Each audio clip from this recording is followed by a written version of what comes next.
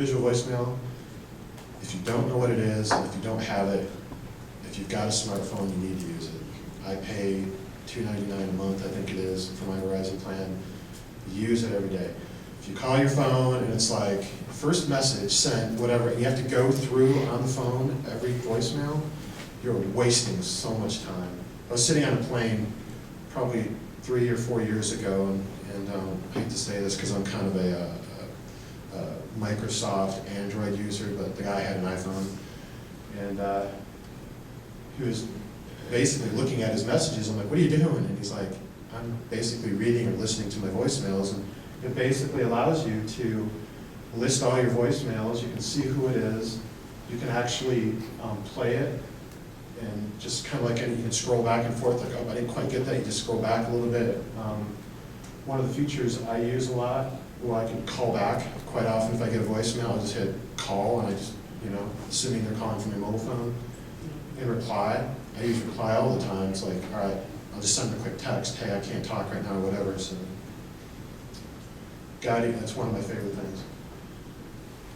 Next, again, Google Apps is the calendar, and basically, again, it's on all your devices, it's always synced, it's always the same wherever you put an entry in or change it.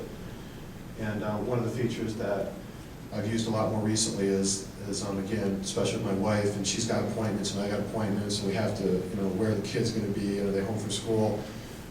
Basically, you can share calendars, and I think it would work great if you had a team. So everything that I have would be like in blue, and then everything that my wife inputs is in red, and then if she's looking at her calendar and I see that I already have an appointment, then she'll try and schedule around that. It's an excellent feature. This is something, I do a lot of short sales. I do lots and lots of paperwork, just the nature of the beast. So I often have, files that are maybe 50, 60, 80 pages thick of files that have to go out. I scan, I'm like constantly scanning all day long. And for God's sakes, please don't be the realtor that sends me 50 JPEG images that are like 5 meg each. I'll say, you know what, go to your office, scan it into a PDF, and then send it to me. I can take a ton of pages, and it's a really small file size, so it emails very easily. They're high quality, they're secure, and they're universal. So I have an HP multifunction. I currently use Adobe Acrobat. It's kind of expensive, but with the amount of scanning that I do, and I can actually take different PDFs and pull them together and make one PDF.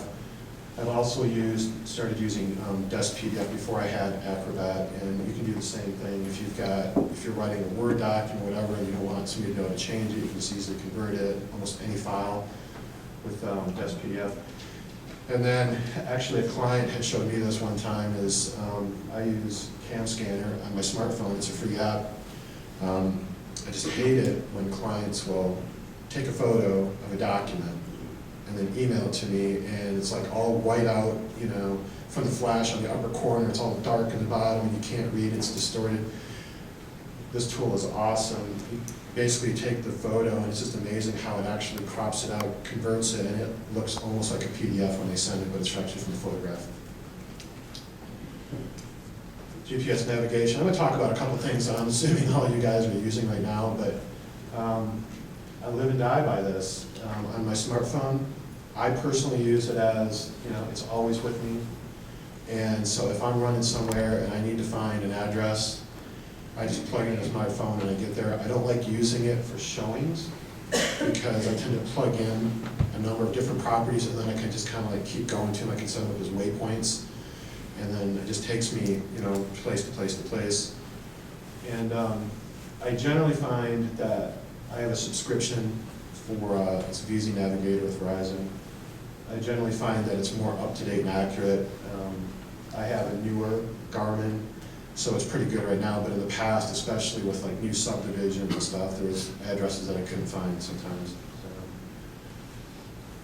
So. Zip forms. Again, I know sometimes when you're out in a meeting with a client, some agents take the perspective of let's just take a blank form and we'll just handwrite it in. And not everyone's handwriting is like mine as a mechanical engineer. so it's really hard to read sometimes. The reason I like the zip forms so much is, when I started with Tucker, they hadn't converted to that yet, and I'm like, what do you mean we have a PDF, and if we fill it out and print it and don't save it, we can't save it, and there's a mistake, we have to go back and probably do it all over again or handwrite it in. So with zip forms, you can, and I was actually using it when I was with an independent prior. Basically, it's fast fill. All the fields are highlighted in yellow that you fill in, so you just fill it in tab, and you like zip through documents really fast instead of taking a blank document. I've filled a ton of them out, but even now I have to kind of you have to kind of look to see where you have to fill in fields sometimes, and then you can save it. You make a mistake, you go back, open it up, and you're done. And most importantly, it's legible. There's still a lot of agents. I'll get purchase agreements from like, what is that letter, or what is that word? Sometimes you just can't read it and you have to get clarification. Also, digital ink, and I'm going to talk about that a little bit more. I'm going to touch on DocuSign as well. All right, text messaging, like why is text messaging up there? We had a speaker come in one time, and it was all about generational selling. The older generation is they want face-to-face, they want to sit in front of you, they want to hand-sign documents. The middle-aged generation, Generation X, or not Generation X, but voicemails are okay, emails are pretty good, still some face-to-face, but the younger clients, they know what voicemail is, but they won't use it. So I communicate with most of my younger clients via text. The other thing that I just wanted to say is that with the texting, if someone's calling and I'm in a meeting, I can set up what I call, it's almost like an auto-respond, is, you know what, I'm in a meeting, I'll call you back as soon as I can, so that if it's somebody new calling off a cell phone, they're not just leaving a voicemail thinking, when is this guy, did he get it, when's he going to call me back? So I actually use that quite a bit, actually. Digital signatures, and I'm rushing here to try and get done here. Only a couple more slides, I promise. Digital signatures, I like the DocuSign on my cell phone. I can pull in an email or a document, and then I can actually sign it right on myself, my smartphone, be done and move on. I don't use it that much. I really like it, but with short sales and dealing with lenders, most of them want wet signatures, so that's the majority of what I do now anyway. eFax, again, it should just be, I assume, common knowledge, but how great is it to have somebody send you a fax, which still a lot of people do, and then just have it come right to your phone as an email. So it's not, I sent you a fax, and actually I had an agent do it the other day. It's like, I sent a fax, and I'm like, well, where'd you send it? Well, to your office. And I'm like, send it to my eFax number. I'm not in the office. So that's it. If there's any questions afterward, I'd be happy to answer.